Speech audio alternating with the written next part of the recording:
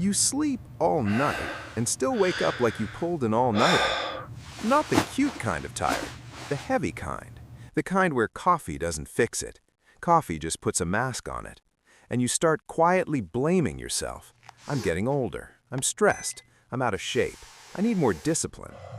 But here's the twist that freaks people out the first time they hear it. Sometimes the problem isn't willpower. Sometimes the problem is oxygen, repeatedly cut off while you're asleep. And no, I'm not talking about just snoring. I'm talking about a life pattern that shows up in your day. Brain fog, a shorter fuse, afternoon crashes, weird headaches, blood pressure that won't behave. And the person who's least likely to notice it is you, because you're asleep when it happens. So in this video, I'm going to give you a clear, no-equipment checklist, 7 real-world signs that can point to sleep apnea, especially after 40, plus a conversation test you can use to decide whether it's worth bringing up with your doctor. Because the goal here is not panic, it's clarity. It's, do I have enough signals to take seriously? Let me set the stage fast. There's regular snoring, annoying, sometimes harmless, and then there's the snoring pattern that comes with pauses, silence, and then that sudden snort or gasp, like your body hits an emergency restart button. The American Academy of Sleep Medicine talks about sleep apnea as way more than noise. It's often loud snoring plus breathing interruptions and choking or gasping, and it can show up as daytime sleepiness too. That's the part people miss. Sleep apnea isn't only a nighttime issue, it leaks into your entire day. Now here's what I believe, and I'm going to be direct. If you're over 40 and you feel tired for no reason, stop assuming it's your personality and start investigating your physiology. Reflective question number 1. When did you decide that feeling exhausted is just the price of getting older? Because a lot of people are paying that price without realizing they're not even getting fully oxygenated sleep. Let me make this painfully real with a quick story I've heard in some version more times than I can count. A 47-year-old guy told me dead serious, "I sleep like a rock. I don't even wake up." He blamed the exhaustion on stress, work, getting older, maybe low motivation. But his partner said something that changed everything. He snores, then it goes quiet, like nothing, and then he explodes with a gasp, like he's coming back up for air. He wasn't sleeping like a rock, he was blacking out through fragmented sleep, his body doing emergency restarts all night. And here's the scary part, the person who's least likely to notice this is the person it's happening to.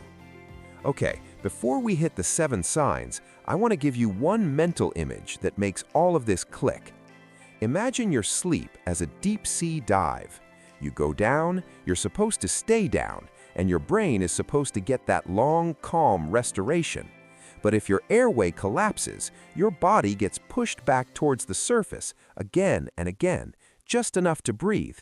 You may not fully wake up, but your nervous system spikes, your heart rate jumps, stress hormones rise, and your sleep becomes a patchwork of tiny interruptions. So you can be in bed for 8 hours and still come out the other side like you got 5 or 4 or less. If you only take one thing from this entire video, take this. Sleep apnea isn't a sleep routine problem. It's an airway problem that turns your night into a series of mini emergencies. And that's why sleep apnea is not just snoring. It can connect to real health outcomes, cardiovascular stuff included. The American Heart Association has highlighted that obstructive sleep apnea is linked with higher rates of high blood pressure and stroke, among other problems. That's not a scare tactic. That's a reason to take the pattern seriously. Now, here's the promise. I'm going to walk you through the 7 signs in a way you can actually recognize. No gadgets required, just honest observation. And I'll do it in 3 layers for each sign. 1, how it shows up in real life. 2, why it matters. 3, when it's a red flag. But first, a quick truth that might sting. A lot of people with sleep apnea think they're sleeping fine because they don't remember waking up. So if you live alone, this checklist matters even more. And if you live with someone, you may need to ask one uncomfortable question. Because the most revealing symptom of sleep apnea is often witnessed by someone else. Next, we start the checklist with the sign people minimize the most, and the one that quietly predicts the rest. All right, let's start the checklist. And I want you to listen for a pattern, not a single gotcha symptom. One sign alone can be nothing. 2 signs can be a bad week. But 3 or more? Now we're talking about a story your body is repeating. Sign number 1, loud, frequent snoring, the weekly complaint test. A, how it shows up. Someone mentions it every week, not once in a while, not after a few drinks. It's a regular soundtrack. Sometimes it's so loud the other person changes rooms, nudges you, or wears earplugs. B, why it matters. Loud snoring can mean your airway is narrowing and vibrating. Your body is working harder to pull air through a smaller space. C, red flag. If the snoring is paired with choking sounds, abrupt silence, or you wake up feeling unrefreshed, it's not just a quirk, it's a clue. Common mistake. People treat snoring like a personality trait. I've always snored. Okay, maybe. But after 40, physiology changes. Weight distribution, muscle tone, nasal congestion, even alcohol sensitivity. The point isn't shame. The point is it costing you oxygen and real sleep? Sign number 2, silence, then explosion. Breathing pauses observed. A, how it shows up. Someone tells you stop breathing, or they describe a weird rhythm. Loud snoring, then silence, then a sudden snort, gasp, or choke. If you live alone, you might catch yourself waking up with a jolt, like falling, heart pounding for no obvious reason. B, why it matters. That silence can be an airway collapse. Your brain hits the alarm, wake up enough to breathe. C, red flag. Any witnessed pauses, especially repeated, are worth medical attention, period. Reflective question number 2. If your body had to restart your breathing at night, would you really expect to feel calm, focused, and patient the next day? Sign number 3, daytime sleepiness that doesn't match your effort. A, how it shows up. You drift off watching TV, you nod during meetings, you get that heavy afternoon crash where your brain begs for a nap like it's a necessity, not a luxury.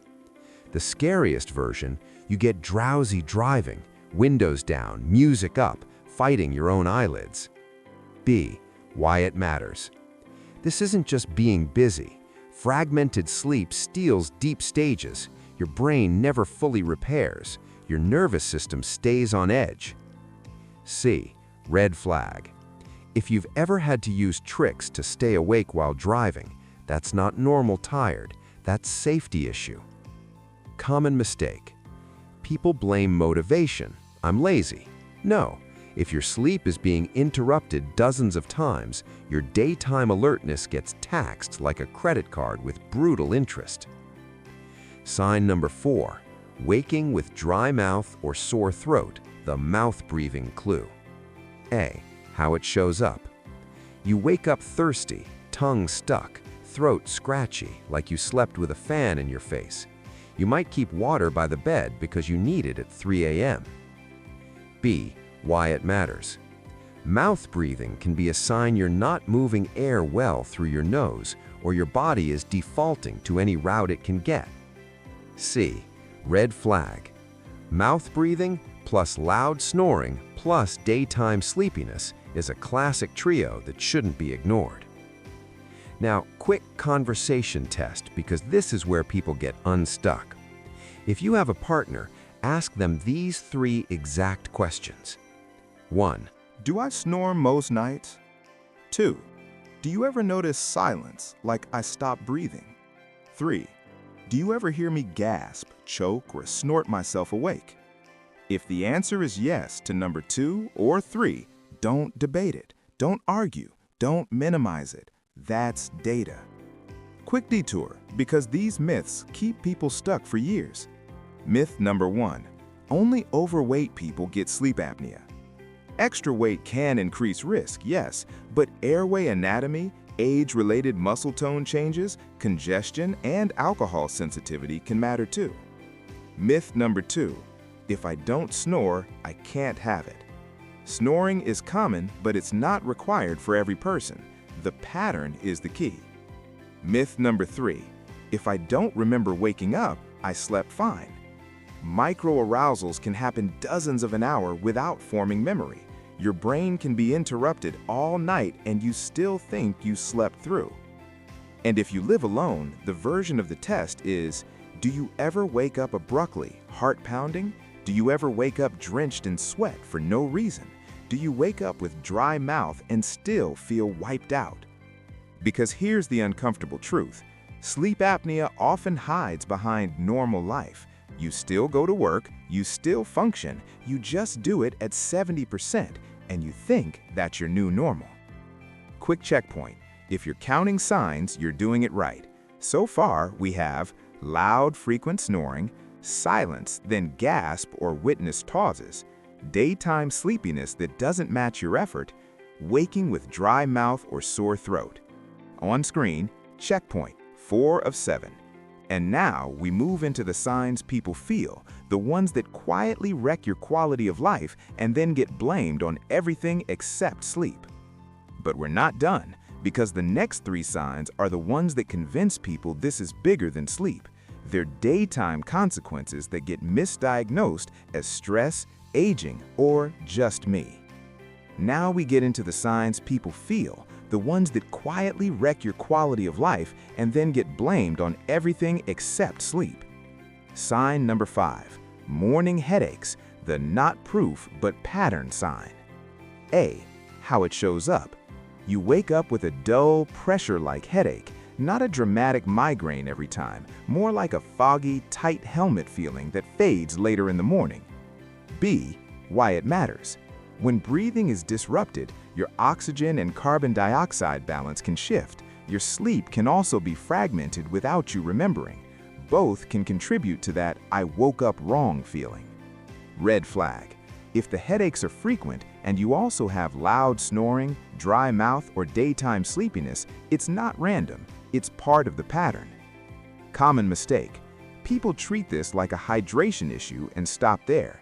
Yes, drink water, but don't let "I'm dehydrated" become the story that keeps you from investigating a bigger problem. Sign number 6, brain fog, irritability, and a shorter emotional fuse. A, how it shows up. You walk into a room and forget why. You reread the same email 3 times. You feel less sharp, and you can't tell if it's age, stress, or burnout. And emotionally, you're quicker to snap. You have less patience for noise, slow drivers, small frustrations. B, why it matters. Your brain needs consolidated sleep for memory, mood regulation, and focus. If your nervous system is getting jolted all night, you don't wake up restored, you wake up braced for impact. Red flag. If people close to you notice you're more irritable and you also have the earlier signs, don't assume it's just life. Sometimes it's physiology pretending to be personality. Reflective question 3. What if the new you isn't your character? What if it's your sleep being broken into pieces? Sign number 7. High blood pressure that's hard to control, especially with multiple meds. A, how it shows up. You're doing the right things, or at least trying. Maybe you cut back salt, you walk more, you take your medications, and the numbers still run high, or they improve a little but never stabilize the way your doctor expected. Why it matters. When breathing repeatedly stops, your body can respond like it's under threat.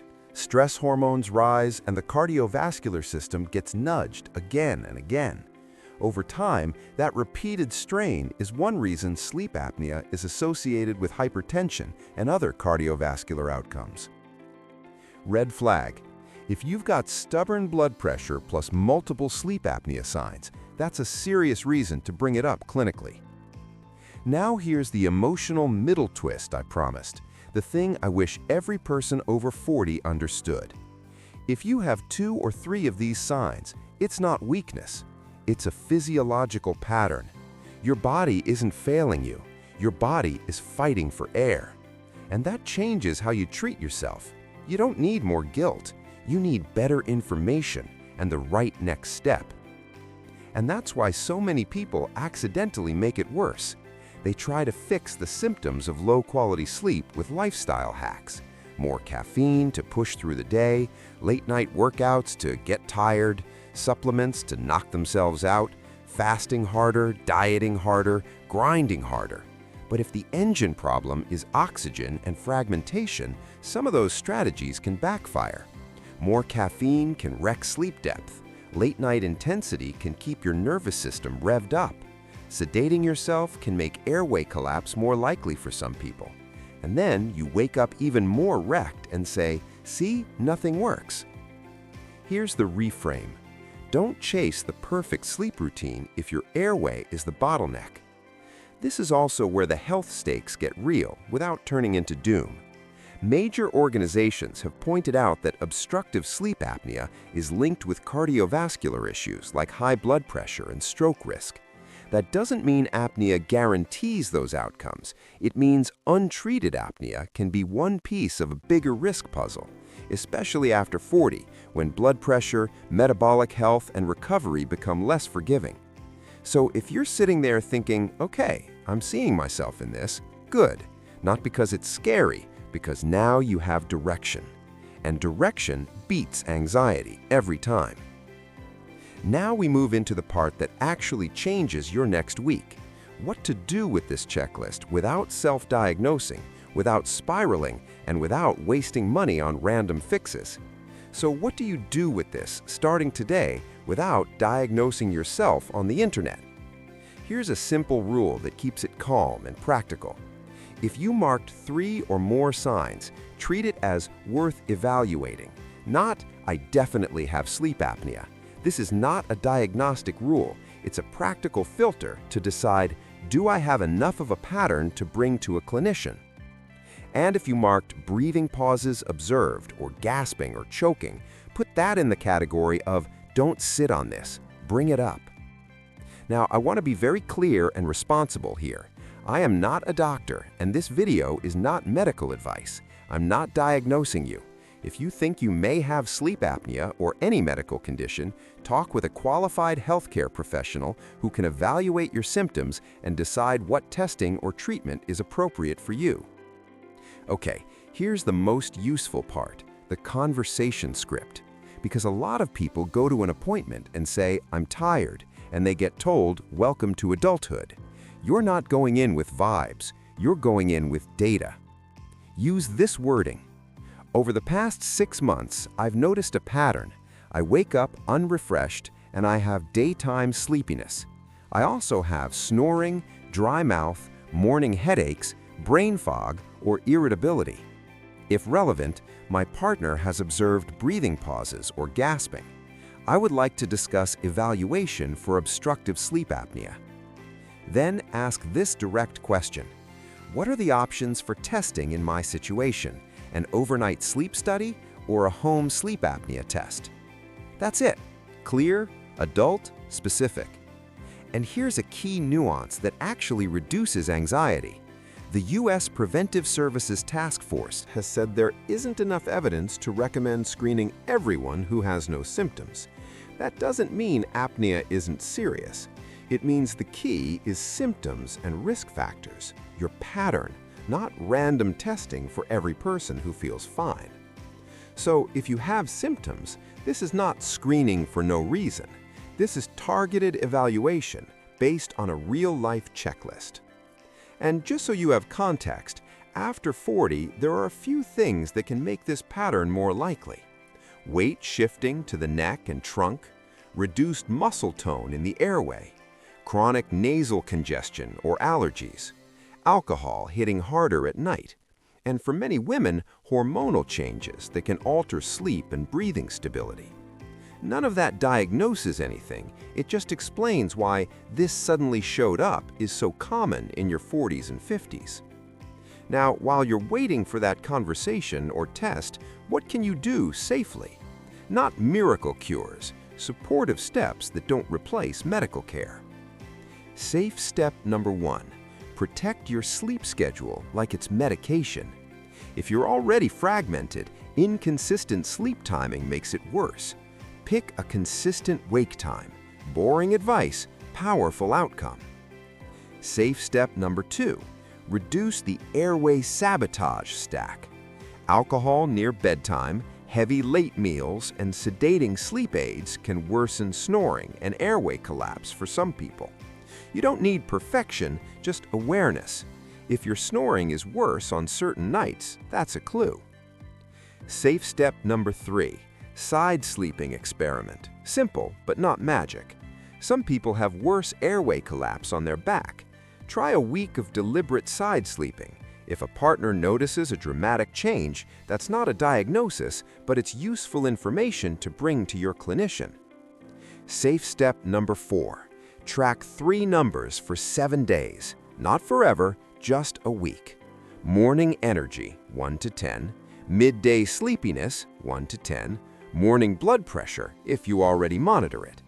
Patterns beat memory, and patterns get taken seriously in appointments. Now, let's land the plane.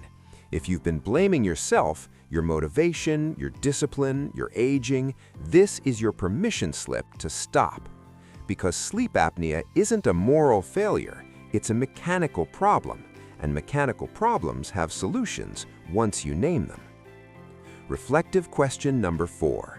What would change in your life if your baseline energy came back without you having to push for it every single day? After seeing these 7 signs, which one resonated with you the most? Or was there a specific sign that made you think, "That's me"? Share your experience in the comments below. Your story might just help someone else take that first important step. And speaking of steps, here's your reflective CTA for tonight. Tonight or tomorrow, run the checklist again and be honest. How many signs did you actually mark? 0, 1, 2, or 3+? If it's 3+, write them down in one sentence and bring it to your next appointment. Don't carry it as a worry, carry it as a plan. Now, one last bridge, because this matters for your long game after 40. If sleep apnea is on your radar, there's a second step most people miss. Understanding your cardiovascular risk with better markers than the ones everyone talks about casually. Because you can't manage what you're not measuring. That's why the next video is ApoB versus LDL, and where LPA comes in as the genetic plot twist that can hide risk even when LDL looks fine.